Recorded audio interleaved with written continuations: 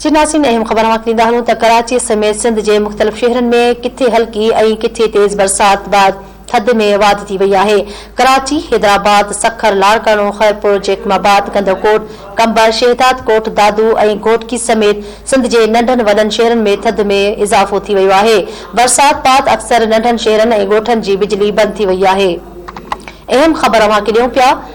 कराची समेत सिंध जे मुख़्तलिफ़ शहरनि में किथे हल्की ऐं किथे तेज़ बरसात बाद थधि में वाधि थी वई आहे। कराची, हैदराबाद, सखर, लाड़कानो, खैरपुर, जैकमाबाद, कंदकोट, कंबर, शहदाद कोट, दादू ऐं घोटकी समेत सिंध जे नंढनि वॾनि शहरनि में थधि में इज़ाफ़ो थी वियो आहे, जॾहिं त बरसात बाद अक्सर नंढनि ऐं वॾनि ॻोठनि जी बिजली बंदि थी वई आहे।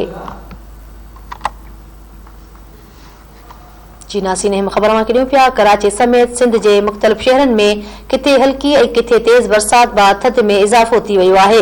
कराची, हैदराबाद, सखर, लाड़कानो, खैरपुर, जैकमाबाद, कंदकोट, कंबर, शहदाद कोट, दादू ऐं घोटकी समेत सिंध जे नंढनि वॾनि शहरनि में थधि में इज़ाफ़ो थी वियो आहे। बरसात बाद अक्सर नंढनि शहरनि ऐं ॻोठनि जी बिजली बंदि थी वई आहे। जी नाज़रीन, कराची का धरती टीवी न्यूज़ जो रिपोर्टर अब्दुल्ला सोलंकी लाइन ते मौजूद है। जी अब्दुल्ला।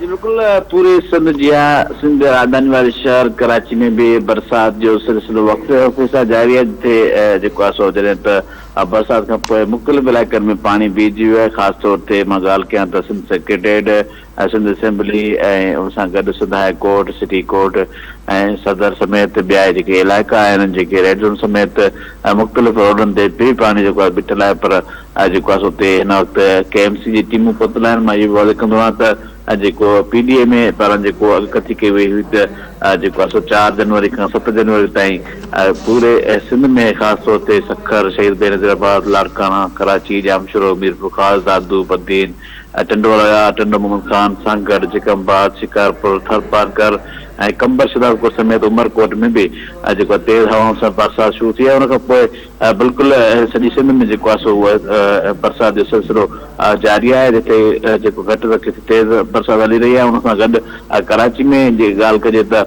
कराची एडमिनिस्ट्रेटर मुर्तज़ा वाह पारां मुख़्तलिफ़ इलाइक़नि जो दौरो करे जेके बीठल पाणी आहे उनखे निकाल के पियो। उन सां गॾु हिन वक़्तु सिटी कोर्ट जी जेकी सूरत हाल आहे उहा पिणु तमामु जेको आहे हाल जोगी आहे, छाकाणि त सिटी कोर्ट जी जेके 4 गेट आहिनि उन्हनि ते रोडनि ते ई, रस्तनि ते ऐं गेट ते ई जेको आहे पाणी मौजूदु आहे। एटसा वज़ारत ॿाहिरां पाणी मौजूदु आहे। सेक्रेटेरिएट जे ॿाहिरां ऑफिस में मौजूदु पाणी आहिनि, जॾहिं त नेकल लाइ मुख़्तलिफ़ टीमूं हुते पहुतल आहिनि। पर मां इहो वाज़े कंदो आहियां त अॻकथी कई वई हुई त जेको आहे उन्हनि लाइ मुख़्तलिफ़ जेको आहे वक़्तनि ते उनखे जेको आहे बंदोबस्तु कयो वञे। उन खां पोइ बि जेको आहे बरसात खां पोइ जेको आहे सो कराची समेत मुख़्तलिफ़ जेके ज़िला आहिनि उन्हनि में पाणी बीठल मौजूदु आहे, जॾहिं त बरसात जो सिलसिलो अॼु बि जारी रहंदो, सुभाणे बि जारी रहंदो, जॾहिं त 7 जनवरी ताईं बरसात जो सिलसिलो वक़्त सां जारी रहंदो। जी वॾी महिरबानी अब्दुल्ला सोलंकी तफ़सील ॾियण जे लाइ।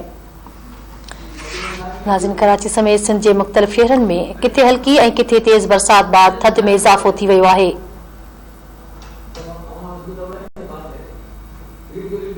अव्हांखे ॿुधायूं पिया, कराची, हैदराबाद, सखर, लाड़कानो, खैरपुर, जैकमाबाद, कंदकोट, कंबर, शहदाद कोट, दादू ऐं घोटकी समेत सिंध जे नंढनि वॾनि शहरनि में थधि में वाधि अची वई आहे, जॾहिं त बरसात बाद अक्सर नंढनि शहरनि ऐं ॻोठनि जी बिजली बंदि थी वई आहे।